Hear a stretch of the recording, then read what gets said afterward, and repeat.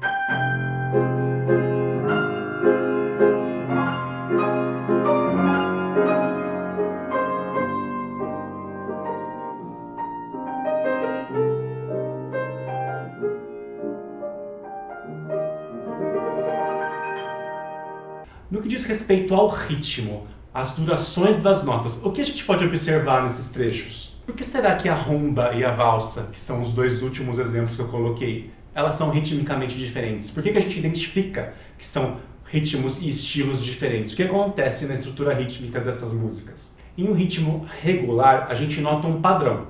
Esse padrão se repete por toda a música. Na divisão do ritmo, na organização do ritmo, há lugares que a gente sente um apoio.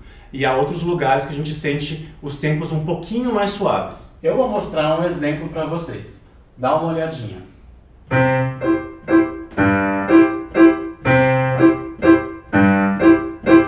Reparem que na minha mão esquerda eu faço um tipo de apoio que se repete periodicamente.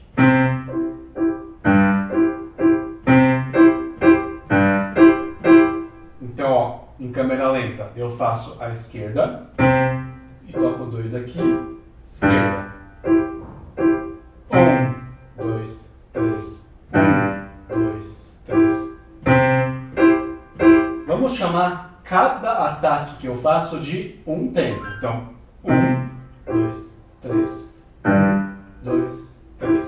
1, 2, 3. Reparem que eu repito esse padrão a cada 3 tempos. Ou seja, a cada 3 tempos o padrão começa de novo. Essa estrutura que se repete é que a gente chama de compasso. Caso o compasso tivesse 4 tempos, eu faria o seguinte: 1, 2, 3, 4. 1, 2,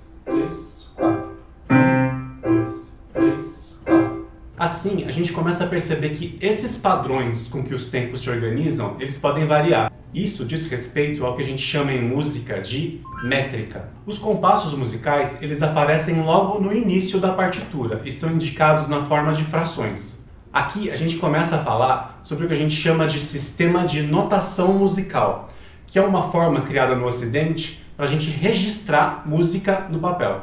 E esse registro foi importantíssimo para a vida musical daquela época se organizar, uma época que não existiam gravações. E graças a esse sistema a gente pode ouvir, conhecer e também tocar esse repertório que foi produzido há séculos. Basicamente, os músicos sistematizaram, convencionaram uma forma de a gente anotar as frequências, as durações, os timbres, as intensidades, sempre no papel, na forma de um código escrito que pudesse ser compartilhado. Vocês estão vendo mais semelhanças com a linguagem verbal? Voltamos agora ao conceito de compasso, que diz respeito a um determinado padrão rítmico que se repete periodicamente. Como a gente pode escrevê-lo? Vamos ver um exemplo. A gente tem aqui uma fração, que é indicada como 4x4. Essa fração a gente chama de fórmula de compasso e ela vem logo no início da partitura. O numerador da fração, a parte de cima, nos diz quantos tempos haverá em cada compasso. É também chamada de unidade de compasso. Nesse caso a gente vai ter 4 tempos. E a cada 4 tempos vai se iniciar um novo compasso. E isso na partitura é dividido por barras. E o denominador da fração, que no caso também é um 4, vai nos dizer qual figura rítmica que vai ter a duração de um tempo. É também chamada de unidade de tempo. As figuras rítmicas, elas são convenções gráficas, que servem para a gente escrever os valores, as durações de cada nota musical. Nessa aula, a gente vai estudar os compassos, em que a figura rítmica que vale 1 é chamada de semínima. A semínima se escreve dessa forma que a gente está vendo. Então, vamos ver esse exemplo. A cada compasso, a gente tem 4 semínimas, cada uma durando um tempo. E caso o compasso seja de 3 tempos, que a gente escreve 3 por 4, ou ternário, haverá 3 semínimas a cada compasso. E se o compasso for 2 por 4, ou binário, teremos 2 semínimas por compasso. Vamos observar agora essa partitura que contém um trecho simplificado da Nona Sinfonia de Beethoven.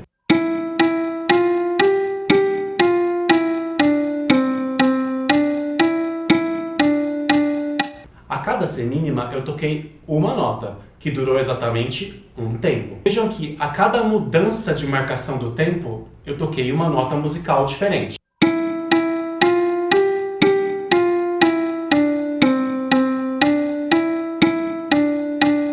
E para as figuras que valem mais ou menos que a semínima, observem essas figuras. Em compassos em que a semínima vale 1, que são aqueles compassos que têm o 4 no denominador, teremos outras figuras rítmicas. A semibreve, ela é mais longa, ela durará 4 tempos. A mínima durará 2 tempos. Temos também figuras que são mais curtas que a figura que vale 1, que é a semínima.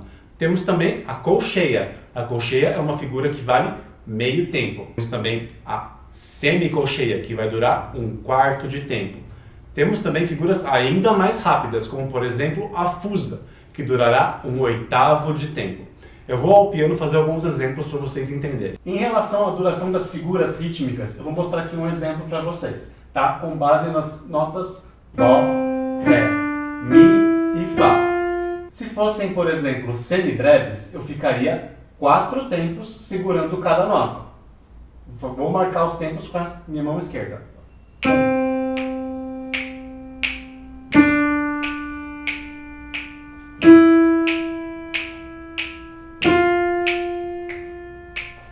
Se fossem mínimas, eu ficaria 2 tempos.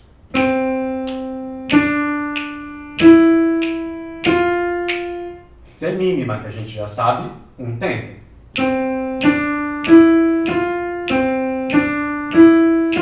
Colcheia, meio tempo. Semicolcheia, 1/4 de tempo. Então vão caber 4 notinhas a cada estado. E fusa, 1/8 de tempo. Vão caber 8 notinhas a cada estado. Então reparem a riqueza que a gente pode ter para escrever música com base nessas figuras. E para a gente entender o que eu tinha falado no começo do vídeo, por que, por exemplo, que a rumba soa como rumba e a valsa soa como valsa? Isso diz respeito tanto ao número de tempos que colocamos em cada compasso e também à distribuição dessas figuras rítmicas dentro do compasso. Podemos criar alguns padrões usando figuras rítmicas que vão caracterizar uma série de estilos musicais. Outro aspecto interessante diz respeito aos acentos. Acentos são sinais em música que indicam que determinadas notas sejam tocadas com mais intensidade, ou seja, com mais força, mais fortes. Essa combinação do número de tempos por compasso, a distribuição das figuras em alguns padrões dentro do compasso e também as muitas possibilidades de acentuação estruturam o discurso rítmico das obras musicais. Eu vou deixar aqui na descrição do vídeo algumas referências caso vocês queiram se aprofundar nesse assunto. E para qualquer dúvida, pode escrever aqui nos comentários. Na próxima aula a gente continua falando de notação musical, mas vamos nos focar nas alturas. Um grande abraço e até lá!